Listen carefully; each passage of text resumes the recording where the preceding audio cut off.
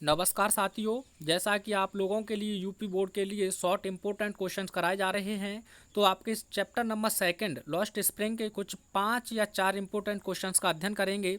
तो चलिए, आपका आज का पहला इंपॉर्टेंट क्वेश्चन है, why did Saheb and other rag pickers not wear chappals. यानी कि साहेब और दूसरे कूड़ा बीनने वाले चप्पल क्यों नहीं पहनते थे। एक और क्वेश्चन इसी में पूछा है, what excuse did they give for it, और वे इसके लिए उन्होंने क्या कारण दिया। तो आप आंसर लिखेंगे, Saheb and other rag pickers, यानी साहेब और दूसरे कूड़े बीनने वाले डिड नॉट बियर चप्पल्स, वे चप्पल नहीं पहनते थे, बिकॉज क्योंकि it's their tradition to wander barefoot, क्योंकि उनके नंगे पैर भटकने की या डोलने की एक परंपरा थी। And they didn't like to wear also, और वे चप्पल पहनना भी पसंद नहीं करते थे। दे एक्यूड, उन्होंने बहाना दिया, दैट कि there mother didn't give them from the self, कि उनकी माँ उन चप्पलों को ताड़ या अटारी से नीचे उतारती नहीं है। तो एक तो यह इंपॉर्टेंट क्वेश्चन है। दूसरा इंपॉर्टेंट क्वेश्चन है, आप स्क्रीनशॉट भी ले लेना। How many rag pickers used to live in Seemapuri Delhi, यानी सीमापुरी दिल्ली में कितने कूड़ा बीनने वाले रहा करते थे। How did they settle there, और वे कहाँ कैसे वहाँ, यानी वे वहाँ कैसे स्थापित हो गए, यानी कि कैसे वस गए।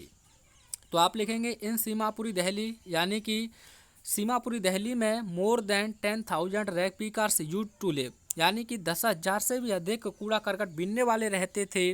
दे हैव लिव्ड देयर, वे यहाँ रहने लगे, देयर फॉर, क्योंकि मोर देन 30 ईयर्स, यानी 30 वर्षों से भी अधिक से। एज, क्योंकि दे आर द स्क्वेटर्स, क्योंकि वे स्क्वेटर्स का आपका मतलब होता है शरणार्थी थे।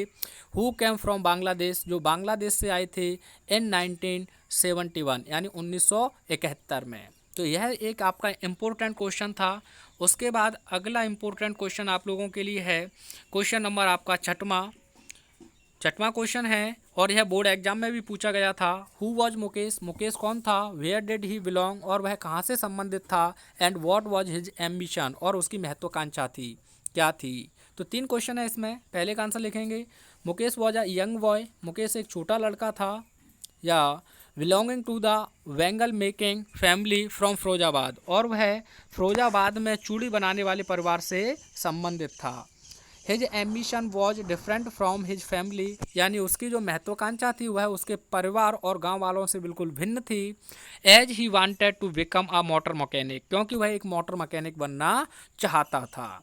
तो फ्रेंड्स, यह भी आपका एक इम्पोर्टेंट क्वेश्चन है। उसके बाद आपका एक इम्पोर्टेंट क्वेश्चन है क्वेश्चन नंबर 8, जिसमें दिया है, it is his karma his destiny who said this and why, यानी यह उसका कर्म है, उसका भाग्य है, यह किसने कहा और क्यों कहा। तो आप आंसर लिखेंगे, इट इज हिज कर्म, यह उसका कर्म है, हिज डेस्टिनी, उसका भाग्य है। Mukesh grand mother sad this, Mukesh की जो दादी माँ थी उन्होंने ये कहा, बिकॉज, क्योंकि सी वॉज वॉच्ड, उन्होंने देखा था, हर ऑन हस्बैंड, अपने स्वयं के पति को, गो ब्लाइंड, अंधा होता हुआ, with the dust from polishing the glass of bangles, यानी कि चूड़ियों के गिलास पॉलिशिंग की जो धूल थी या जो डस्ट थी उससे अंधे होते हुए।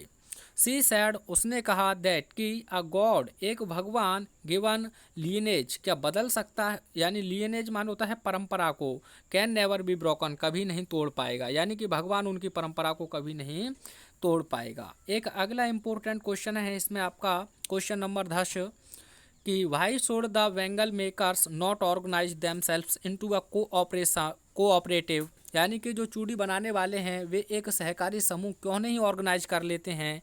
What do they face if they do so, और ऐसा वे करते हैं तो उन्हें किस चीज़ का सामना करना पड़ेगा। तो आप इसका आंसर बहुत आसानी से लिखेंगे, the bangle makers couldn't organise themselves into a cooperative, यानी कि जो चूड़ी बनाने वाले हैं वे एक सहकारी समिति नहीं बना सकते हैं। बिकॉज, क्योंकि इफ़ दे डू सो, यदि वे ऐसा करें तो दे आर होल्ड अप, उन्हें घसीटा जाएगा, वाई द पुलिस, पुलिस के द्वारा, बीटन, पीटा जाएगा, एंड ड्रैग्ड टू जेल, और उन्हें जेल में डाल दिया जाएगा। वैसे ड्रैग्ड माने भी घसीटना होता है। They face the middle man उन्हें जो मध्य वर्ग के लोग हैं उनका सामना करना पड़ेगा। पुलिस का सामना करना पड़ेगा। एंड अदर सेल्फिश पीपल, और जो स्वार्थी लोग हैं उनका भी सामना करना पड़ेगा। तो फ्रेंड्स, यह रहा आपका इंपॉर्टेंट क्वेश्चंस का वीडियो नंबर 2। वीडियो पसंद आया हो तो लाइक शेयर सब्सक्राइब अवश्य करें। मिलते हैं नेक्स्ट वीडियो में। Thanks for watching.